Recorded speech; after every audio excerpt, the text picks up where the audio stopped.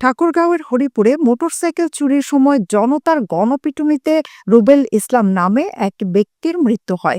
আজ বুধবার সকালে হরিপুর উপজেলার আমগাঁও ইউনিয়নের জাদুরানী বাজারে এ ঘটনা ঘটে। নিহত রুবেল ইসলাম পার্শ্ববর্তী পীরগঞ্জ উপজেলার গৌঘর পটুয়াপাড়া গ্রামের খলিলুর রহমানের ছেলে। স্থানীয় সূত্রে জানা যায়, বুধবার সকালে জাদুরানী বাজারে মোটরসাইকেল চুরির সময় রুবেলকে হাতে নাতে ধরে ফেলে স্থানীয় জনতা। উত্তেজিত জনতা তার হাতে দুটি রশি দিয়ে বেঁধে গাছের সঙ্গে ঝুলিয়ে পিটুনি দেয়। পরে গুরুতর অবস্থায় তাকে গাছ থেকে নামিয়ে ফেলা হয়। এতে ঘটনাস্থলে তিনি মৃত্যুবরণ করে। পরে খবর পেয়ে পুলিশ ঘটনাস্থল থেকে তার লাশটি উদ্ধার করে থানায় নিয়ে যায়। হরিপুর থানার অফিসার ইনচার্জ ওসি জাকারিয়া মণ্ডল বলেন, মোটরসাইকেল চুরির সময় গণপিটুনিতে রুবেলের মৃত্যু হয়েছে। লাশ উদ্ধার করে ময়নাতদন্তের জন্য ঠাকুরগাঁও আধুনিক সদর হাসপাতালের মর্গে পাঠানো হয়েছে।